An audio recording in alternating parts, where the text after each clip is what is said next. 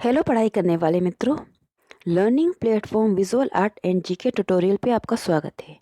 दोस्तों, सौंदर्य और कला पर जो प्रश्नोत्तर की सीरीज चल रही है, ये है इसका 5th पार्ट और उसमें काफ़ी महत्वपूर्ण प्रश्न मैंने सम्मिलित किए हैं जो आपकी आगामी कला परीक्षा में आपके लिए काफ़ी महत्वपूर्ण हो सकते हैं। अगर आपको ये सीरीज़ पसंद आ रही है तो इसे लाइक कीजिए, शेयर कीजिए और अगर आप मेरे चैनल पर पहली बार आए हैं तो इसे सब्सक्राइब करके बेल आइकन जरूर प्रेस कर दीजिए, जिससे जो भी वीडियो मैं अपलोड करूँ उसका नोटिफिकेशन आपको मिलता रहे। और आप मेरे चैनल की प्लेलिस्ट पर जाकर काफ़ी सारे टॉपिक पर अलग अलग वीडियो देख सकते हैं। मोर देन 750 आपको वीडियोस मिल जाएंगे जो आपकी कला परीक्षा के लिए आपके लिए काफ़ी मददगार होंगे। तो आइए देखते हैं 5th पार्ट के क्वेश्चंस।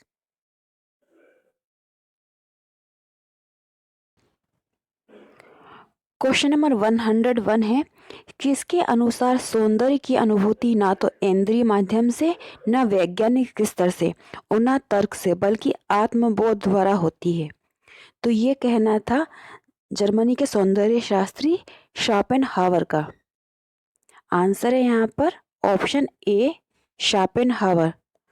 और मैंने आपको लास्ट वीडियो में उनका टाइम पीरियड भी बताया था, 1788 से 1862, और ये जर्मनी के दार्शनिक थे।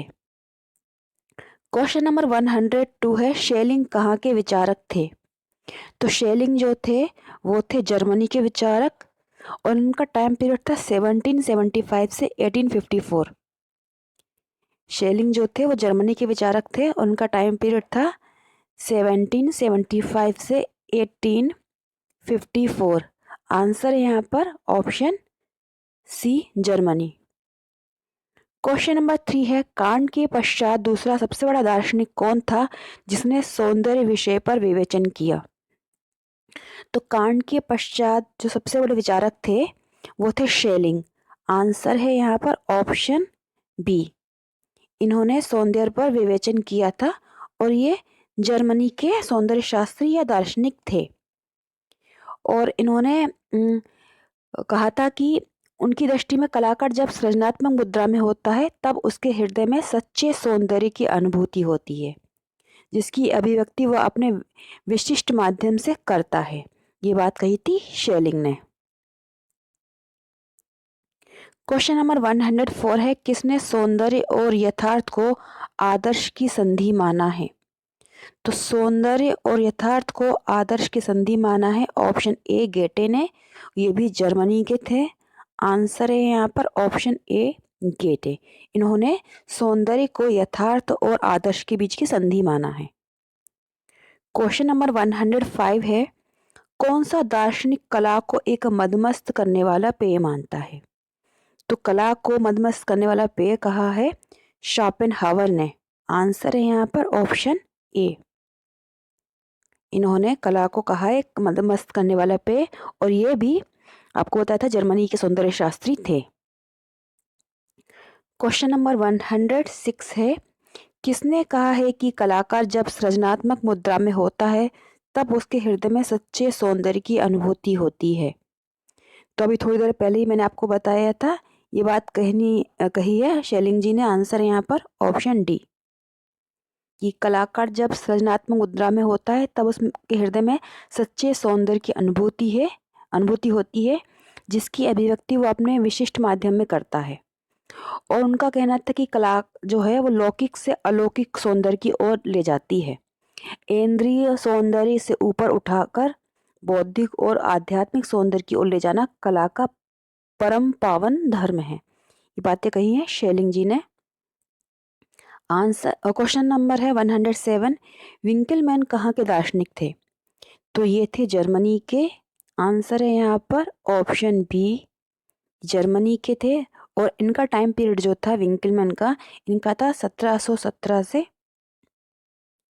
1768, 1768, 1778, 88, सॉरी। क्वेश्चन नंबर 108 है, कौन प्रथम जर्मन दार्शनिक था जिसने कला इतिहास पर प्रथम ग्रंथ की रचना की थी? मतलब जर्मन दार्शनिक बताना है जिसने कला इतिहास पर प्रथम ग्रंथ की रचना की।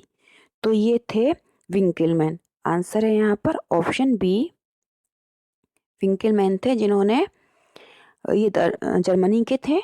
ये सभी मैंने बताया। 1717 से 1768 इनका टाइम पीरियड था। इन्होंने सबसे पहले कला इतिहास पर ग्रंथ की रचना की थी, जिसका शीर्षक था कला के तत्व, एलिमेंट ऑफ आर्ट। इन्होंने लिखा था। क्वेश्चन नंबर 109 है, किसने कहा है कि सौंदर्य रंग रूप में सहायक अवश्य हो सकता है किंतु उसका आधार नहीं होता है, सौंदर्य उससे भिन्न होता है। तो ये बात कही थी विंकलमैन ने। क्वेश्चन 109 में विंकलमैन होगा, यहाँ ऑप्शन में आ नहीं पाया है। ये बात कही थी विंकलमैन ने।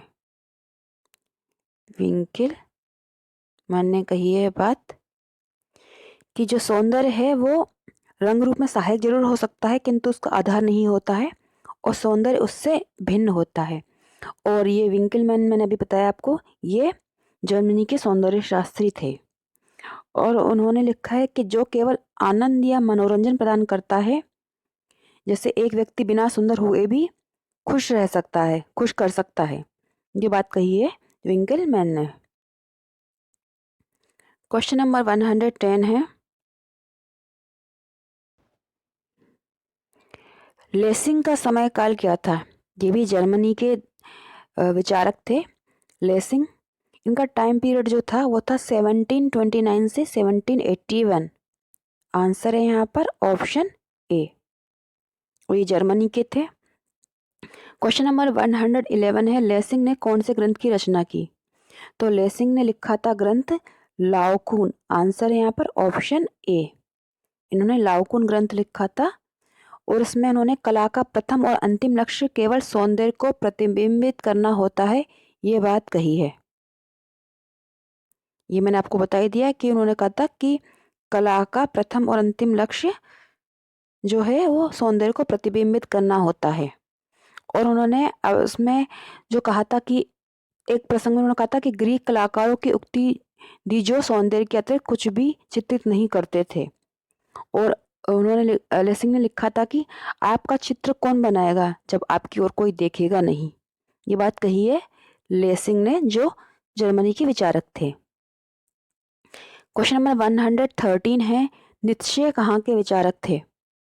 तो नीत्शे जो थे वो भी जर्मनी के विचारक थे। आंसर है यहाँ पर ऑप्शन सी, ये जर्मनी के विचारक थे और इनका टाइम पीरियड था 1844 से 1900, मतलब 1844 से 1900 इनका टाइम पीरियड था और ये जर्मनी के विचारक थे। क्वेश्चन नंबर 114 है, किसने कहा कि कलाकार कला से उच्चतर है, वस्तु से ऊपर है? ये बातें कही हैं लेसिंग ने। आंसर है यहाँ पर ऑप्शन बी, उन्होंने कहा है कि कलाकार कला से उच्चतर है, वस्तु से ऊपर है, अश्लील को भी शील बनाने की उसमें सामर्थ्य है, सौंदर्य ना तो छाया है ना प्रकाश, दोनों का समन्वय है, सत्य असत्य की संधि है, सौंदर्य शब्दातीत है, अनिवर्चनीय है, वह एक उतरती हुई मंडराती हुई छाया है जिसके स्वरूप को परिभाषाबद्ध करना बहुत दुष्कर है। ये बातें कही हैं लेसिंग ने। क्वेश्चन नंबर 115 है, किसने कहा कि सौंदर्य प्रकृति में छोटे छोटे टुकड़ों में विद्यमान है, सौंदर्य प्रकृति प्रेम और कला तीनों में विद्यमान रहता है? तो ये बातें कही थी शेलेजेल ने। आंसर है यहाँ पर ऑप्शन बी, ये बातें शैलेजेल ने कही हैं कि सौंदर्य जो है प्रकृति में छोटे छोटे कणों में विद्यमान रहता है और सौंदर्य प्रकृति प्रेम और कला तीनों में विद्यमान रहता है। नेक्स्ट क्वेश्चन है 116, शिलर कहाँ के विचारक थे? तो शिलर जो थे वो थे ऑप्शन सी, जर्मनी के विचारक थे शिलर और इनका टाइम पीरियड था वो था 1759 से 1805 इनका टाइम पीरियड था। क्वेश्चन नंबर 117 है, letters of aesthetic education of man ग्रंथ को किसने लिखा है? तो letter of aesthetic education man जो ग्रंथ है उसको लिखा है शिलर ने, लेकिन यहाँ पर ऑप्शन सही नहीं हो पाया है।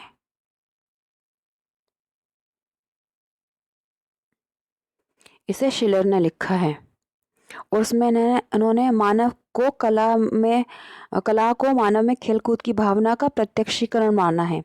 उनके अनुसार क्रीड़ा के अर्थ वही न लगा लेना चाहिए जिसका अभिप्राय सामान्य जीवन में लिया जाता है। उन्होंने कहा है कि कला सृजन में खेलकूद की भावना पाई और उन्होंने प्ले थ्योरी प्रतिपादित की। शिलर ने प्ले थ्योरी प्रतिपादित की है। क्वेश्चन नंबर 118 है, the source of both play and art is overflowing energy. ये किसने कहा है? तो इसका मतलब है कि खेलकूद की भावना दोनों का ही स्रोत मानव की फालतू शक्ति है, ऐसा कहा है शिलर ने। आंसर है यहाँ पर ऑप्शन ए। शिलर का कहना है कि the source of both play and art is overflowing energy. Question 119 है, सौंदर्य के प्रति शिलर का दृष्टिकोण था। तो शिलर का जो दृष्टिकोण था वो था आध्यात्मिक। आंसर है यहाँ पर ऑप्शन सी, आध्यात्मिक दृष्टिकोण था। और शिलर भी जर्मनी के विचारक थे, जर्मनी के दार्शनिक या सौंदर्य शास्त्री थे शिलर। और जैसा कि मैंने बताया कि शिलर ने प्ले थ्योरी प्रतिपादित की थी और उन्होंने उनका जो दर्शन था उस पर कांट का प्रभाव था, कांट के दर्शन का प्रभाव था और उन्होंने कला को यथार्थ से परे माना था और उनका जो दृष्टिकोण था वो आध्यात्मिक था। क्वेश्चन नंबर 120 है, किस ब्रिटिश सौंदर्य शास्त्री ने सर्वप्रथम प्लेटो के समान शिव और सुंदर को एक ही माना? तो ब्रिटिश सौंदर्य शास्त्री थे लॉर्ड शेफ्सबरी। आंसर है यहाँ पर ऑप्शन ए। याद रखिए ये ब्रिटिश थे और इन्होंने प्लेटो के समान शिव और सुंदर को एक ही माना था और ये इंट्यूशनिस्ट सौंदर्य शास्त्री थे। इंट्यूशनल सौंदर्य शास्त्री में सर्वप्रथम इनका नाम लिया जाता है। क्वेश्चन नंबर 121 है, कैरेक्टरिस्टिक्स ग्रंथ के लेखक कौन है? तो कैरेक्टरिस्टिक्स जो ग्रंथ लिखा है वो लिखा है लॉर्ड शेफ्सबरी ने। आंसर है यहाँ पर ऑप्शन बी, लॉर्ड शेफ्सबरी का लिखा हुआ ग्रंथ है। क्वेश्चन नंबर 122 है, इंग्लैंड का प्रथम दार्शनिक कौन था जिसने सौंदर्य पर चर्चा की? तो इंग्लैंड का प्रथम दार्शनिक था लॉर्ड शेफ्सबरी जिन्होंने सौंदर्य पर चर्चा की थी। आंसर यहाँ पर ऑप्शन ए। और उनका दृष्टिकोण जो था प्लेटो की भांति आदर्शवादी था और आध्यात्मिक दृष्टिकोण इन्होंने नहीं, शेफ्सबरी का तो जो था वो आदर्शवादी था और शिलर का था आध्यात्मिक। क्वेश्चन नंबर 123 है, ब्रिटिश दर्शन के पितामह कौन कहलाते हैं?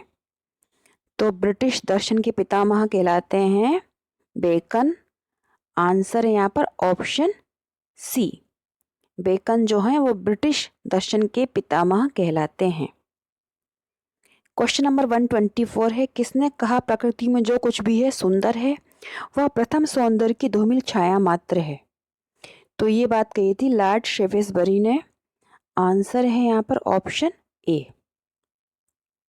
लॉर्ड शेफ्सबरी ने कहा था कि प्रकृति में जो कुछ भी है सुंदर है, वह प्रथम सौंदर्य की धूमिल छाया मात्र है।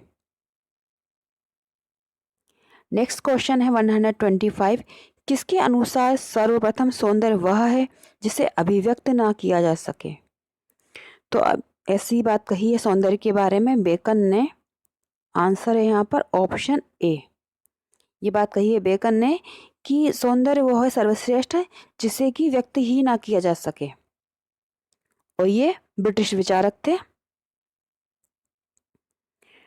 क्वेश्चन नंबर 126 है कि जॉन ड्राइडेन का कहाँ के दार्शनिक थे?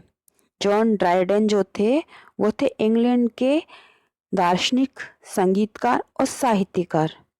आंसर है यहाँ पर ऑप्शन डी। जॉन ड्राइडेन जो थे वो थे इंग्लैंड के दार्शनिक, साहित्यकार और संगीतकार। तो दोस्तों ये थे 26 क्वेश्चन कला और सौंदर्य पर। आपको ये प्रश्न कैसे लगे कमेंट करके बताइएगा और पसंद आए तो लाइक ज़रूर करिएगा। आपके लाइक काफ़ी कम आते हैं जितने व्यूज़ होते हैं उसके हिसाब से, और काफ़ी मेहनत से मैं ये सारे क्वेश्चन सर्च करके आपके लिए तैयार करती हूँ। तो प्लीज़ आप लोग लाइक ज़रूर करा करें। गुड लक, जय हिंद।